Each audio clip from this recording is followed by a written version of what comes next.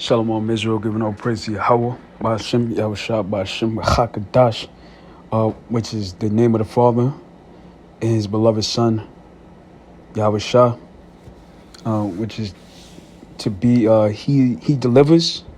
All right, so we honor the Heavenly Father through His Son, which shed His blood to draw the elect, the children of Israel, back to the Father.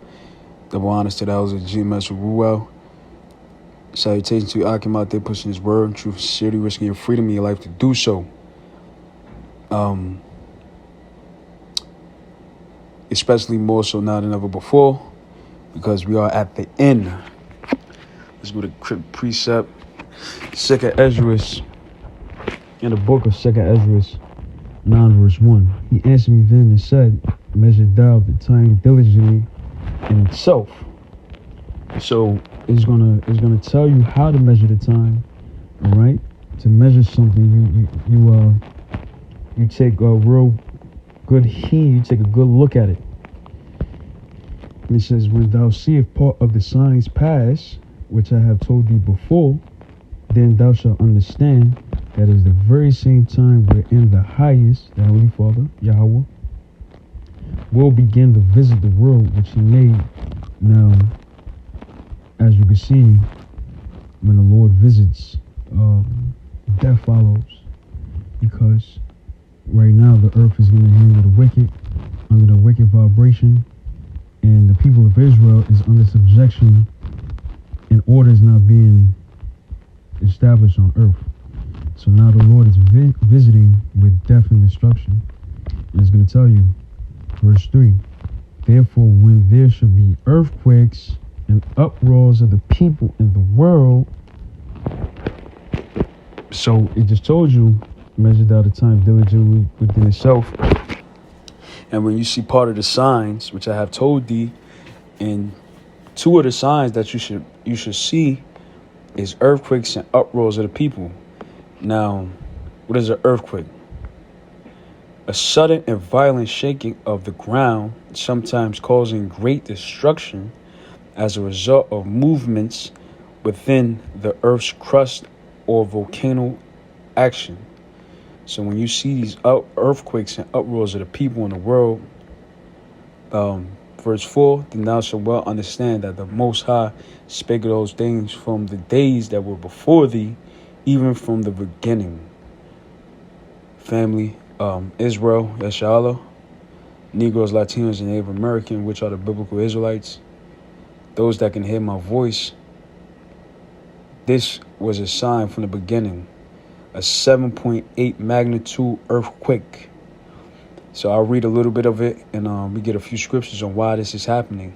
So it says, Turkey and Syria earthquake death toll passes 7,200 people as rescue efforts falter. Showing you, man, it's of the Lord, because now they can't even save the people that got smashed and crushed under these buildings, either suffocated or died due to the weight of the building collapsing on them. So it says Turkey and Syria earthquake follow latest updates what we know so far.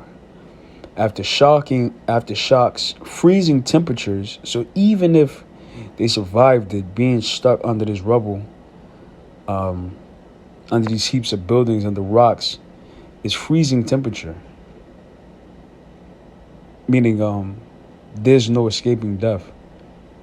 Freezing temperatures and damaged roads and hampering effects to tackle the enormous humanitarian emergency triggered by a Monday 7.8 magnitude earthquake in southern Turkey and northern Syria, with 7,200 people now confirmed dead and 380,000 others seeking refuge in Turkey alone. So I'm going to jump down. No, let's read this. As the scale of devastation from the initial quake and a second tremor, because when an earthquake hits, usually there's a wave that follows behind it that's a little less. So we have a 7.8, which is what they say. They say that's the hand of God, because an earthquake to that magnitude is wiping everything out. As you can see, I was reading one article. It said over 500 buildings fell. You know that these buildings are constructed to withstand that. And a 7.8, the highest you can get is a 10. That's where, everything on the land is completely destroyed. Casualties could be up to 50% of that population. Just off the sheer shaking alone. People are getting swallowed up in the earth, But a 7.8 is closer to 10. And after an earthquake, it's usually an aftershock. You know what I'm saying? Slakia, bear with me. It's usually an aftershock that follows it that can cause more damage. So it says, and a second tremor. Let's look up tremor. Because we are at the end times, man. Involuntary, somewhat, with rhythmic, a trembling, friction. All right. So became clearer. The Turkish authorities declared a state of emergency in 10 provinces, and the World Health Organization warned that the number of fatalities could exceed 20,000. 20,000 people. It can exceed 20,000 deaths.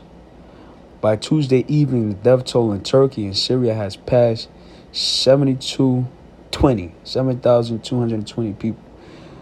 Turkey's health minister, Fahrettin Koca, said more than 5,400 people had died and around 32,000 people have been injured. All right? Look at God, man. And we already know that according to the scriptures, the Most High never cared about the heathens. They are a drop of a bucket to him. But let me tell you why this is happening. Not only is this the end time, but it's a reason why this is happening. Joel 3, verse 1. For behold, in those days and in that time, when I shall bring again the captivity of Judah and Jerusalem. Now, Judah and Jerusalem, when you put in the same sentence, is talking about all 12 tribes. Judah being the 3 tribes, which is Judah, Benjamin, Levi, American Negroes, West Indians, and Haitians, and then the rest of the 9 tribes, which is, the Latino, and Native Indian of indigenous descent. All right. So the Lord is going to bring again our captivity because we've went into slavery for our punishments. Verse 2, I will also gather all nations and bring them down to the valley of Jehoshaphat, which is Yahweh Shaphat, meaning the valley of the Most High's judgment. I believe it's the valley of decision, Salakia, and will plead with them there for my people. Now, when he says plead with them, meaning judge them, I will plead with them there for my people and for my heritage, Israel. So it's clear, cut, and dry that the Lord is only dealing with Israel. No heathen should be picking up the Bible trying to teach an Israelite, all right? And they should not be doing it because the Bible only belongs to us. We are the only people that understand it. We are the only people that made the covenant with the Heavenly Father in the wilderness after we escaped Egypt through the power of his hand, Yahweh's hand, Yahweh Shemel Shah, all right? So it said, whom they have scattered amongst the nation and part of my land. So he's going to bring all nations, all right? Literally all nations, because what you people fail to realize is that every nation under heaven had a hand in our slavery. How do we know this? Let's look at history. The transatlantic slave trade, all right? Now, this is just talking about the 3 tribes, Judah, Benjamin, Levi. But even in the Northern Kingdom, the Hispanic and Native American brothers were sold to Europe for slaves as well from America after they was conquered over here. So all 12 tribes had been put in subjection and slavery. All right. It just so happened that, Judah, Benjamin, Levi was historically the biggest so far as slave trade on ships, which is Deuteronomy 28, verse 15. Slakia, verse 68. So it says transatlantic slave trade. What does it mean, transatlantic? All right, triangular trade in the Atlantic Ocean, all right? That means it was global. It was a global slave trade. It's going to tell you. So it says transatlantic slave trade segment of the global slave trade, that transported between 10 million to 12 million enslaved Africans, quote unquote Africans, because we're not Africans, we're Israelites, we're Hebrews, across the Atlantic Ocean to the Americas from the 16th to the 19th century. It was the second of three stages of the so-called triangular trade in which arms, textile, and wine were shipped from Europe to Africa. So they would literally train us for guns, certain material like textiles, and wine, literally crushed grapes. Enslaved people from Africa to the Americas, and sugar and coffee from the Americas to Europe. So it was literally a global slave trade. So why did the Turkish people get hit with a 7.8? These are the times that the Most High Yahweh Shem Shai said he would judge the earth for what they've done to us. All right.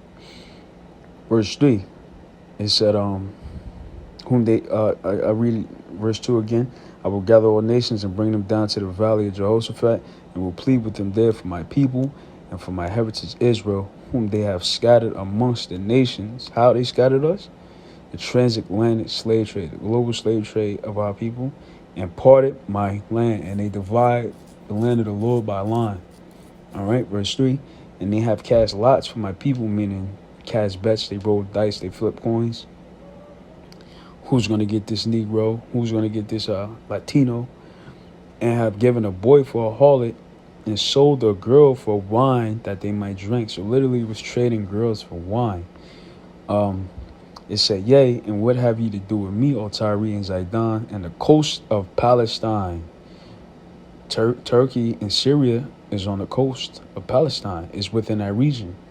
But you render me a recompense, because they all, Syrians, the Turkish, the Iranians, they all had a hand in profiting off the backs and afflictions of our people. And this is the Heavenly Father getting his vengeance, man, his get back.